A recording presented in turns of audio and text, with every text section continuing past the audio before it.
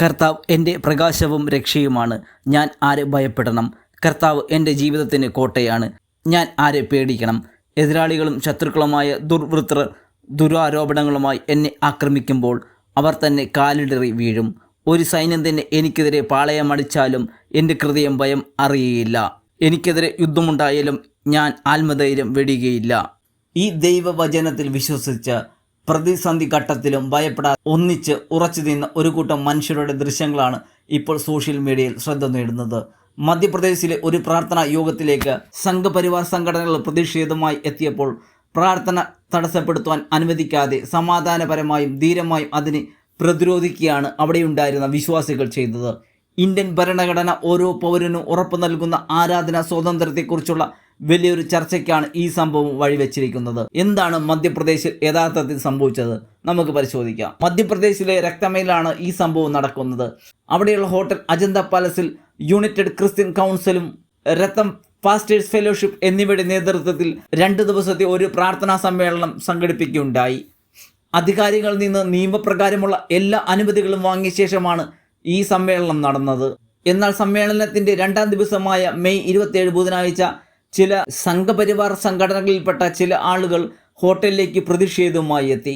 പ്രാർത്ഥന യോഗം തടസ്സപ്പെടുത്തുകയായിരുന്നു അവരുടെ ലക്ഷ്യം. എന്നാൽ മുൻകാലങ്ങളിൽ ഇത്തരം സാഹചര്യങ്ങളിൽ ഉണ്ടാകാറുള്ള പരിഭ്രാന്തിക്ക് പകരം വളരെ ശാന്തമായി എന്നാൽ ശക്തമായ നിലപാടോടെയാണ് പങ്കെടുത്തവർ ഇതിനെ നേരിട്ടത്. ഈ സമ്മേളനത്തിലെ മുഖ്യ പ്രഭാഷകൻ പ്രമുഖ പണ്ഡിതനും സുവിശേഷകനുമായ ഡോക്ടർ ആചാര്യ വികാസ് മാസി ആയിരുന്നു.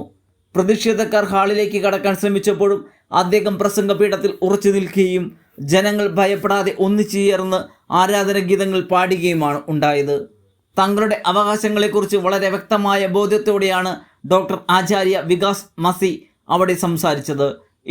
ഇത്തരം സമാധാനപരമായ സമ്മേളനങ്ങൾ നടത്താൻ ഇന്ത്യൻ ഭരണഘടനയും നിയമവ്യവസ്ഥയും തങ്ങൾക്ക് പൂർണ്ണ സ്വാതന്ത്ര്യം നൽകിയിട്ടുണ്ടെന്ന് അദ്ദേഹം ഓർമ്മിപ്പിച്ചു. എല്ലാത്തരം ചിന്തകൾക്കും തത്വചിന്തകൾക്കും ഇന്ത്യയിൽ സ്ഥാനമുണ്ടെന്ന് പ്രധാനമന്ത്രി നരേന്ദ്രമോദിയുടെ മുൻകാല പ്രസ്താവനകളെയും അദ്ദേഹം ഈ സാഹചര്യത്തിൽ ഉയർത്തിക്കാട്ടി. കൃത്യസമയത്ത് ഇടപെട്ട ക്രമസമാധാനം പാലിച്ചതിന് അദ്ദേഹം പോലീസിന് നന്ദി പറയുകയും ചെയ്തു.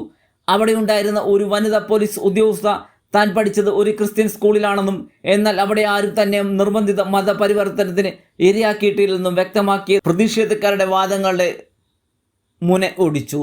പ്രാർത്ഥനാ സമ്മേളനത്തിന്റെ മറവിൽ നിയമവിരുദ്ധമായി മതപരിവർത്തനം നടത്താൻ ശ്രമിക്കുന്നു എന്ന് ആരോപണമാണ് പ്രതിഷേധക്കാർ ഉന്നയിച്ചത്. എന്നാൽ ഈ ആരോപണങ്ങൾ പൂർണ്ണമായി അടിസ്ഥാനരഹിതമാണെന്നും സംഘാടകർ തെളിവ് സഹിതം വ്യക്തമാക്കുന്നു. ഇത് മുൻകൂട്ടി നിശ്ചയിച്ച് ക്രിസ്ത്യൻ വിശ്വാസികൾക്ക് വേണ്ടി മാത്രം നടത്തുന്ന ഒരു പ്രാർത്ഥനാ യോഗമാണ്. പങ്കെടുക്കാൻ വന്നവരെല്ലാം സ്വന്തം ഇഷ്ടപ്രകാരം വന്നവരാണ്. അവർക്കെല്ലാം കൃത്യമായി തിരിച്ചറിയൽ കാർഡുകളും താങ്കൾ സ്വമേധയെ പങ്കെടുത്തതാണെന്ന് വ്യക്തമാക്കുന്ന സമ്മതപത്രവും ഉണ്ടായിരുന്നു. എങ്കിലും ഹോട്ടലിന് പുറത്ത് വലിയ രീതിയിൽ ആളുകൾ തടിച്ചുകൂടിയതോടെ DSPയുടെ നേതൃത്വത്തിൽ വൻ പോലീസ് സന്നാഹം സ്ഥലത്തെത്തി.